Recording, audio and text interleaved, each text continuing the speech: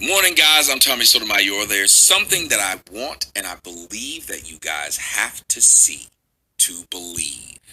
What a fool believes. Wise man has the power to take it away. Up there it goes again. That Cash App. That Cash App. You guys are freaking awesome. I don't even know what else to say. Listen, how many of you men out here right now are fathers? How many of you guys are fathers of children? Serious question. How many of you guys are, wow, how many of you guys are fathers to children? I want y'all to keep doing that, to just throw the show off, to just keep hearing that noise. I think maybe that will create some kind of synergy. How many of you guys are fathers to children? If you are a father to a child, this story right here will make you sick. I've talked about this a few times, and now I'm going to show you guys the story.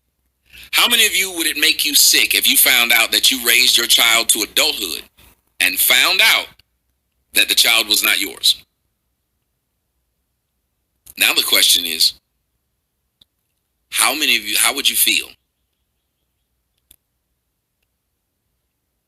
if not only did you find out this adult child was not yours, but every child you had with your wife, multiple children that you had with your wife, are not yours? Let's get into the story, shall we?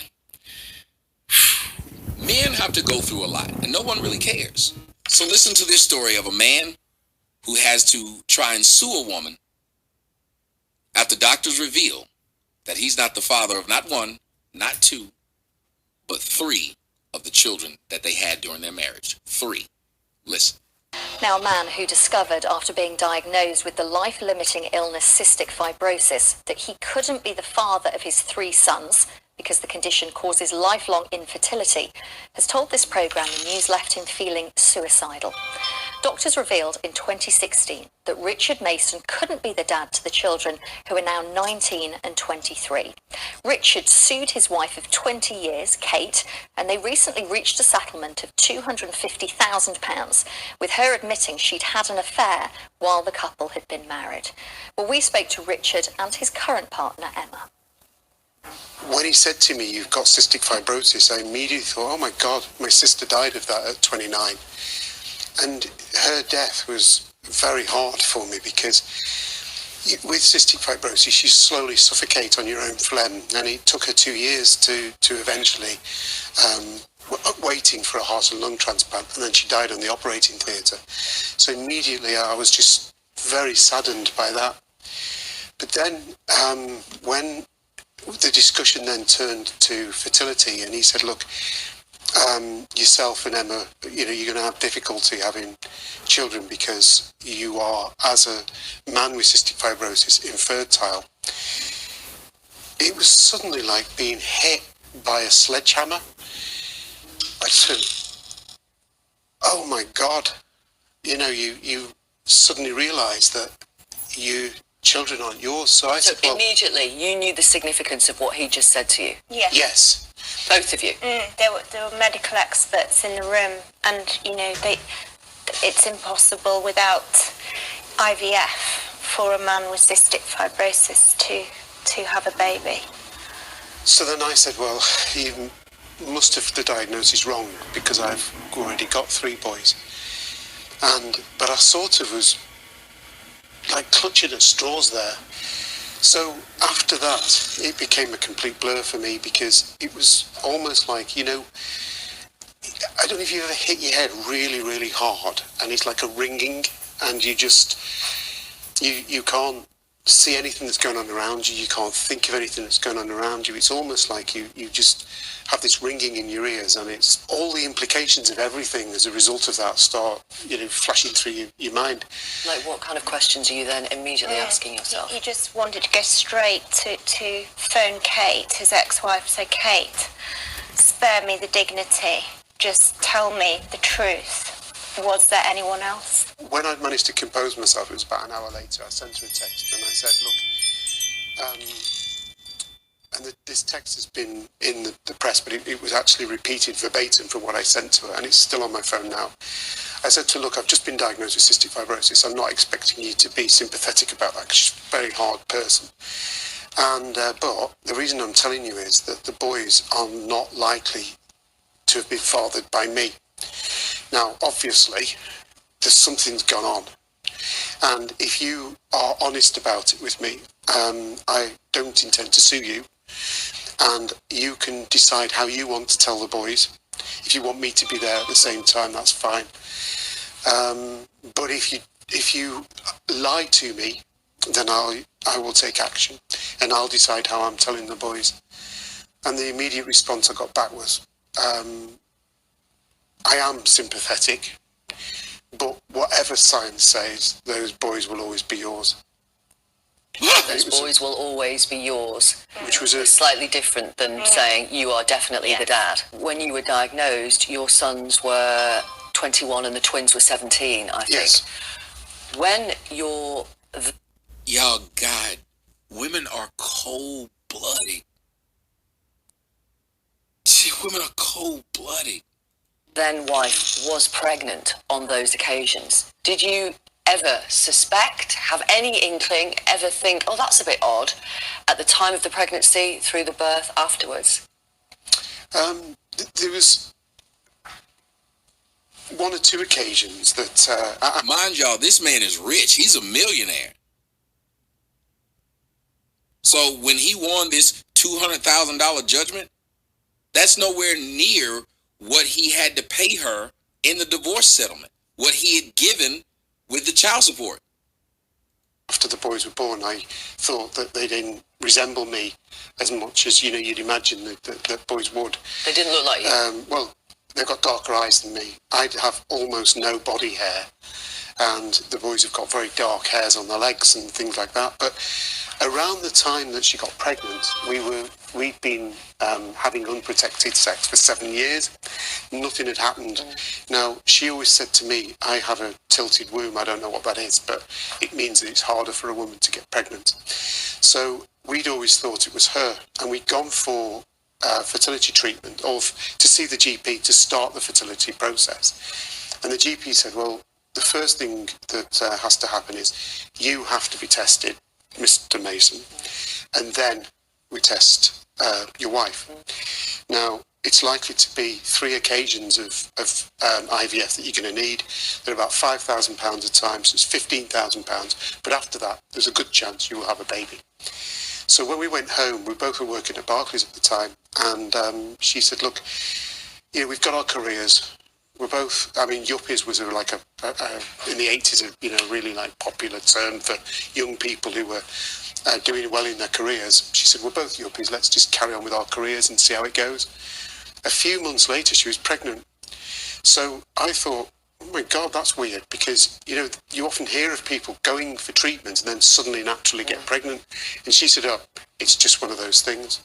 So I did feel a little bit like that's a surprise, you know, because we go for to start the IVF, then decide not to, and she gets pregnant.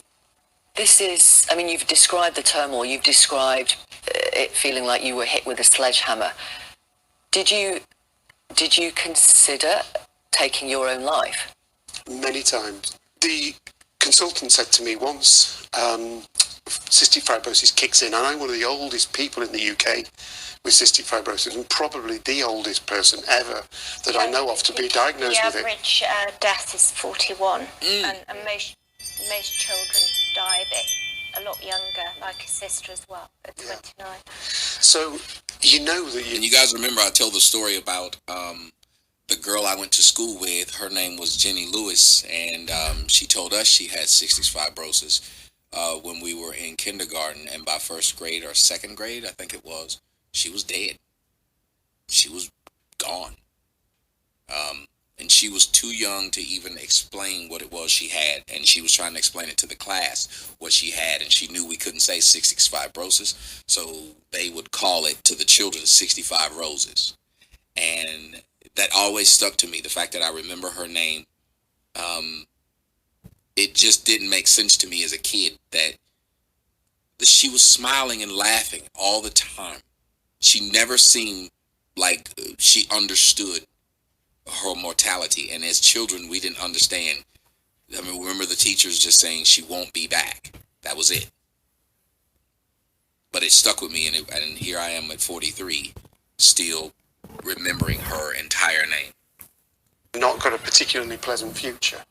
How did the knowledge then of discovering that your boys couldn't be yours affect the way you felt towards them, if at all? They're still my boys, and I still think of them as my sons now, as I have been their dad. Do you love them as much? You can't not love somebody simply because, in fact, you know, even, you know, if somebody committed some sort of offence against you, if the boys had done something wrong, I'd still love them, you know, but they've done absolutely nothing wrong. They're completely innocent in this as well. They are the victim, like I am. So, of course, yeah, my arms are still open for them, and I would dearly love them to, you know, to come back into my life. Well, two of them, I understand, aren't in your life because they are cross that you sued your ex-wife, You Kate. hear this shit?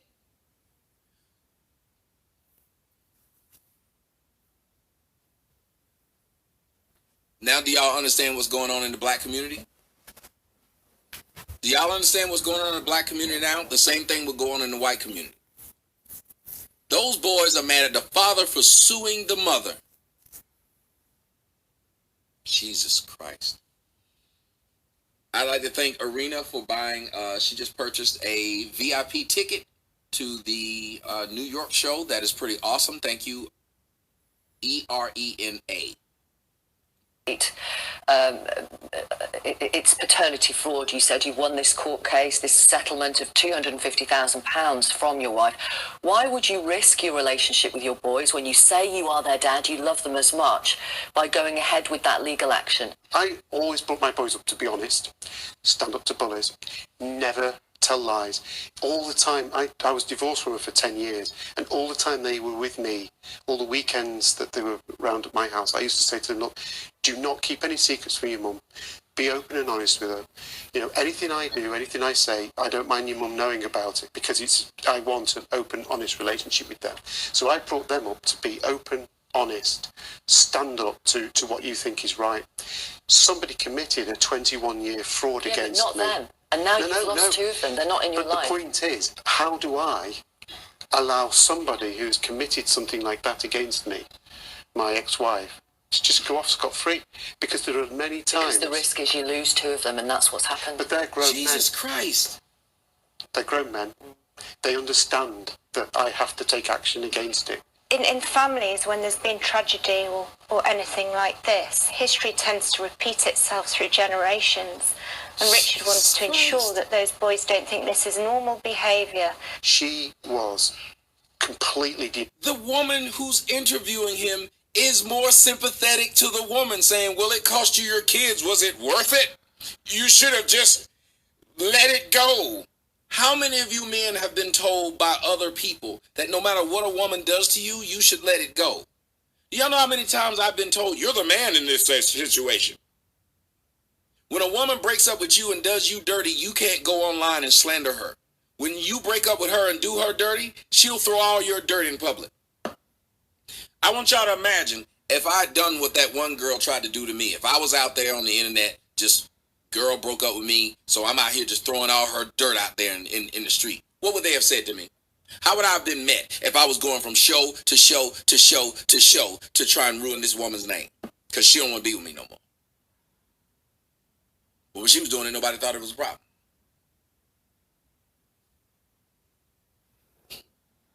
Denying that I wasn't the biological father. So up until the court case only a few weeks ago, she was still saying, even with DNA evidence, I'm sorry, the DNA evidence must be flawed. And the court case you're the has biological absolutely father. settled that, yeah. So if I am the biological father, those boys will all have a risk of having cystic fibrosis. They all need to tell their insurance companies. They need to tell their potential partners. Their children might have cystic fibrosis. I wouldn't even be allowed to meet them because people with cystic fibrosis cannot meet other people with cystic fibrosis because they cross-infect. Right. So by going via my solicitor, finally, she then, a few weeks ago, said, actually, I accept. You're not the biological father. The boys have got no chance of having cystic fibrosis from me. I can meet them now, and they're free of knowing that they've got a potential genetic disease. Understood. Do you know who the father is? I've no idea. Why have you offered a £5,000 rewards to find out? I was toying with that as a strategy, because what I feel like is 2/5 of my life, 20 odd years of my life, have been a complete lie. The person I thought I was, I'm not. The relationship I had with the boys is not the same as I thought it was. A wife that I thought was loyal, but I had to divorce because we didn't get on, was not. So what I want to do is sit down with this guy and say, were you there in their life? When I was watching them play football, were you there? Did you buy them Christmas presents? How did you deal with the first pregnancy? You know, did you know about the pregnancies? Were you there for the second pregnancy? You want to meet him and you want to ask those questions? Yeah, you want to find out what happened. It's almost like you've been in a coma for 20 years and you wake up and you think, God, this guy is a significant participant in my life that I have never met. Okay. And I have a desire to do that before I die. Do you know when that will be? My lungs have deteriorated about 15% in 2 years. Jesus. And that level of deteroration, maybe 6 to 10 years. Jesus. Thank you very much for coming on the programme. We appreciate it. We wish you all the best as well. Thank you. Thank you. Thank you. Jesus Now, Matt. Christ.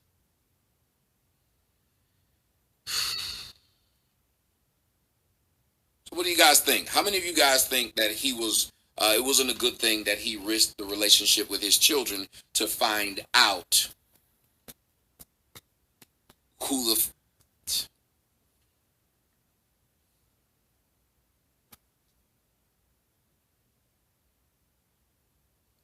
I'm sorry, y'all. This just don't sit well with me. And it doesn't sit well with me because I know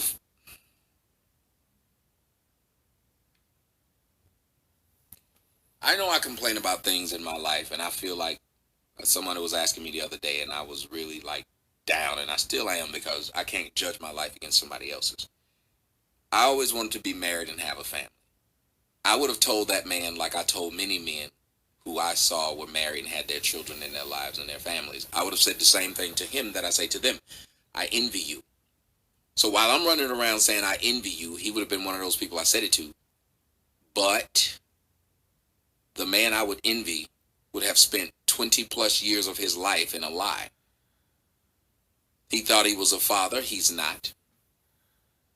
Probably thought he was a grandfather. He's not.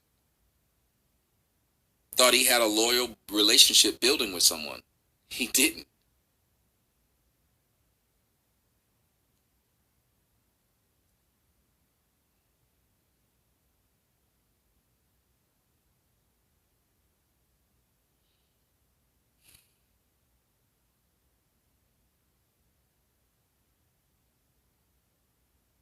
But no one feels sorry for men.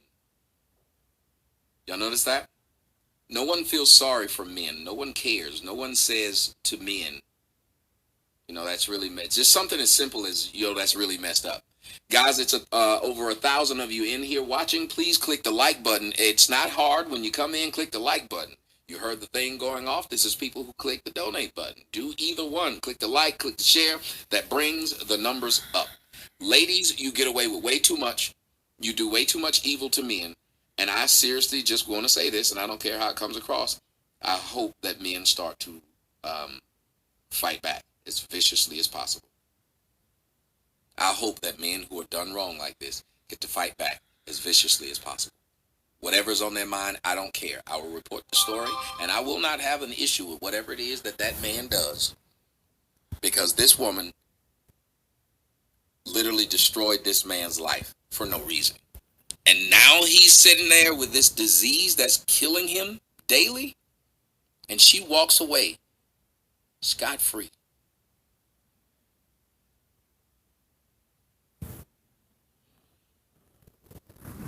Thank you, guys.